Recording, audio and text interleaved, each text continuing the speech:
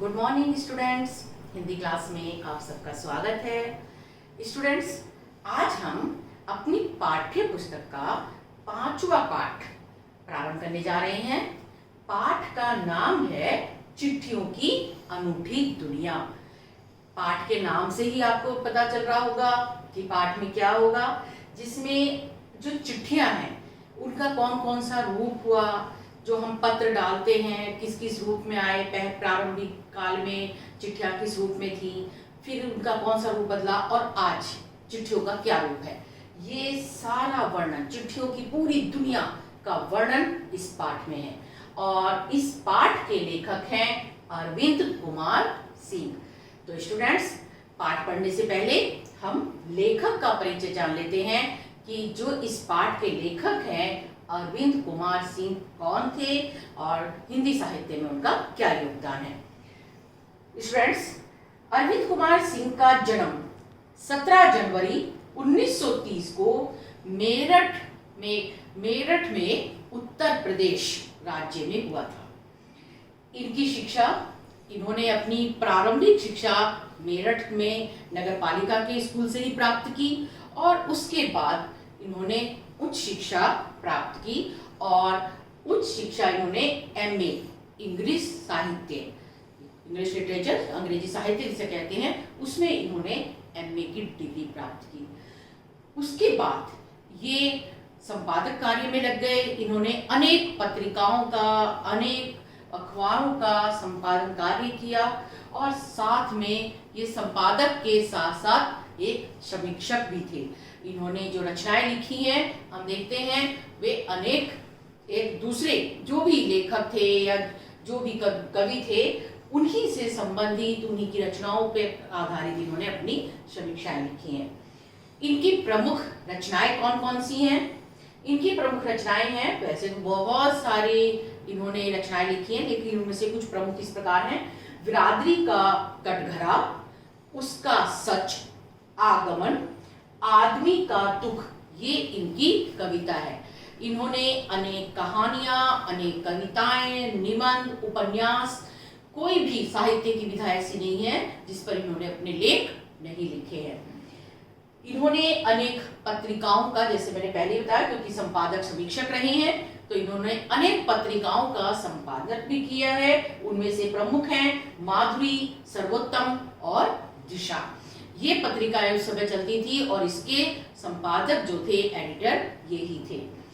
इनकी पत्नी का नाम था कुसुम कुमार। तो इनकी पत्नी जो वहीं दिल्ली की थी, क्योंकि मेरठ के बाद ये दिल्ली आ गए थे और फिर इन्होंने अपना जो भी इनका कार्य क्षेत्र है, जो भी रचनाएं हैं, लेखन कार्य इन्होंने दिल्ली से ही प्रारंभ किया था। तो दिल्ली की इनकी पत्नी थी कुसुम कुमार। इन्हें जो पुरस्कार प्राप्त हुआ है, इन्हें रमाकांत स्मृति पुरस्कार से सम्मानित किया गया था। और स्टूडेंट्स, 11 जुलाई 1962 में इस महान लेखक, पत्रकार, संपादक का निधन हो गया था। तो ये हैं अरविंद कुमार सिंह, जिनका हम पाठ पढ़ेंगे, चिट्ठियों की अनूठी दुनिया। तो लेखक का परिचय स्टूडेंट्स आपको समझ में आ गया होगा कि अरविंद कुमार सिंह कौन है और इनका साहित्य में क्या योगदान है। अब जो हम पाठ पढ़ रहे हैं, चिट्ठियों की अनूठी दुनिया, एक बार इस पाठ में क्या है मैं उसका सार समझा देती हूँ और फिर नेक्स्ट क्लास में, अगली कक्षा में हम इसका विस्तृत अध्ययन करेंगे। तो इस पाठ में, चिट्ठियों की अनूठी दुनिया में, लेखक अरविंद कुमार सिंह जी ने चिट्ठियों के बारे में बताया। उन्होंने बताया है कि चिट्ठियां किस किस रूप में थी। आप जानते हैं प्राचीन काल में अगर हम बात करें तो जो भी, अगर हमें संदेश भेजने होते थे, कोई भी अगर हम पत्र भेजते थे तो पत्र का माध्यम आप जानते हैं कबूतर थे, घोड़े थे और खच्चर हुआ करते थे। आप जानते हैं आज भी पहाड़ों पर जो चिट्ठियां जाती हैं वो कोई आदमी लेकर नहीं जाते बल्कि खच्चरों पर लद कर जाती हैं। तो खच्चर भी पत्र का माध्यम थे। और सबसे पहले ये तो आपने सुना ही होगा कि पहले दूर दराज के लिए कबूतर को संदेश लिखकर दे दिया जाता था और वो कबूतर एक संदेश दूसरी जगह पर पहुंचाया करते थे। पत्र लिखने के भी अलग अलग रूप बदले। पहले जो आप जानते हैं जो पत्रों को लिखने का सिलसिला शुरू हुआ था वो पहले किस पे हुआ था, पत्तों के ऊपर। पहले पेपर नहीं होते थे, कागज नहीं थे, तो वो पत्तों के ऊपर, कपड़े के ऊपर अपने संदेश लिखा करते थे। आपने अगर सुना होगा जो पहले राजा महाराजा थे तो उनका एक संदेश लेके जो दूध जाया करते थे वो ज्यादातर जो कपड़े होते थे उस पर लिखते थे और उसे ही एक जगह से दूसरी जगह पहुंचाया करते थे। पहुंचाने का काम जैसे मैंने बताया पहले कबूतर करते थे, फिर जब आदमियों ने किया तो फिर वो घोड़े पर जाया करते थे और घोड़े पर बैठकर वो संदेश लेकर जाते थे। पहाड़ी क्षेत्र में आज भी आप जानते हैं खच्चर का प्रयोग होता है और प्राचीन काल से ही पहाड़ी क्षेत्र में खच्चर जो है वो पत्रों को एक जगह से दूसरी जगह ले जाने का माध्यम बने हैं। अब जो इस पाठ में लेखक ने बताया है वो तो उन्होंने ये बताया ये प्राचीन काल की बात है। आज आप जानते हैं पत्रों के अनेक रूप हो चुके हैं। पत्र को किस भाषा में, ऐसा कोई भी संसार में कोई भी देश नहीं है जहां पत्र नहीं चलते, सब जगह पत्र चलते हैं। अब उनके माध्यम क्या क्या हैं, कहाँ उनको क्या कहा जाता है आप जानते हैं, इंग्लिश में इसे हम लेटर कहते हैं, संस्कृत में पत्रम कहते हैं। तो ऐसी अनेक भाषाएं हैं जिनमें पत्रों को अलग अलग नामों से जाना जाता है। आज तो आप जानते हैं पत्रों का रूप किसने ले लिया है, ज्यादातर हम मैसेज भेजते हैं या ईमेल वगैरह करते हैं, तो मेल वगैरह करने से पत्रों का पहले से थोड़ा सा प्रचार प्रसार कम हो गया, लेकिन फिर भी इसकी उपयोगिता कम नहीं हुई है, इसका महत्व कम नहीं है। आज भी आप जानते हैं राखी पर सबसे ज्यादा पत्र ही चलते हैं। आज भी बहनें अपने भाइयों को जब राखी भेजती हैं तो पत्रों में ही अपने भावों को प्रकट करती हैं। अगर हमें कहीं जॉब पर जाना होता है तो आज भी हम जॉब के लिए, नौकरी के लिए पत्रों को ही माध्यम बनाते हैं, उसी में अपना बायोडाटा, अपना सब कुछ लिख के हम भेजते हैं। तो पत्रों का जो सिलसिला है, जो महत्व है वो कम नहीं है। रूप जरूर बदला है लेकिन महत्व नहीं बदला है, उपयोगिता कम नहीं हुई है। अब मैंने कहा कि अरविंद कुमार सिंह ने कहा कि सबसे ज्यादा अगर पत्र का महत्व जानना है कि पत्र कितने महत्वपूर्ण है तो आप किसी भी सैनिक से जाकर पूछिए।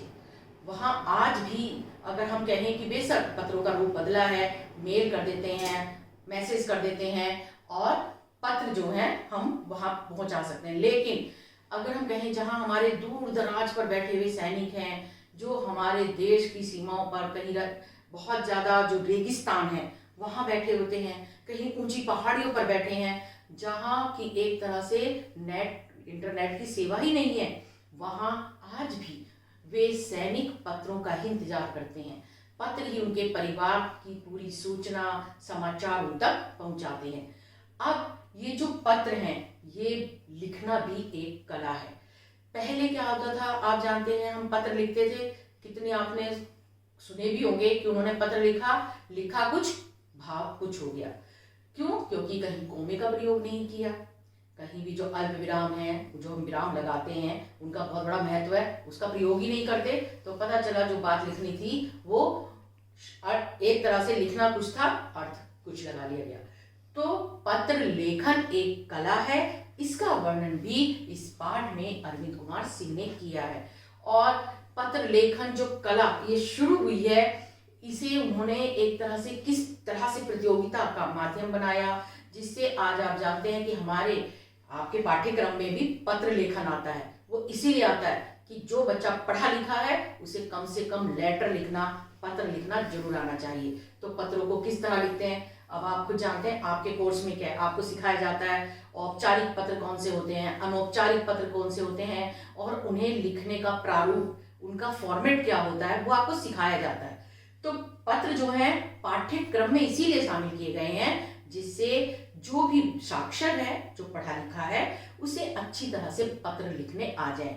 तो आज आप जानते हैं 14 साल से बड़ी उम्र के जो विद्यार्थी होते हैं उनके लिए एक प्रतियोगिता का आयोजन किया गया है और वो पत्र लेखन प्रतियोगिता है जो पहले प्रारंभ हुई थी और आज तक चली आ रही है। जो सबसे अच्छा पत्र लिखता है उसे पुरस्कार दिया जाता है। और ये सब किसने शुरू किया था? ये जो हमारी डाक सेवा है उसने प्रारंभ किया था सुंदर पत्रों को लिखना।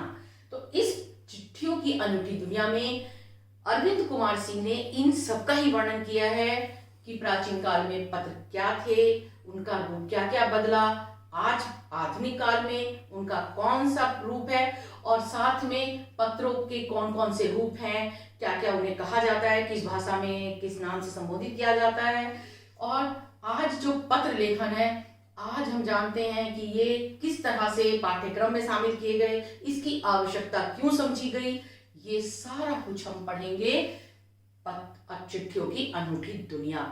स्टूडेंट्स, इसमें साथ में लेखक ने ये भी वर्णन किया, आप जानते हैं अगर मान लीजिए पत्र नहीं होते, अगर पत्र लिखने का सिलसिला ही नहीं होता तो हमें कैसे पता चलता कि महात्मा गांधी जी ने जो अपने बेटे के लिए पत्र लिखा था या जवाहरलाल नेहरू को जो पत्र लिखा था उसमें क्या क्या कहा था।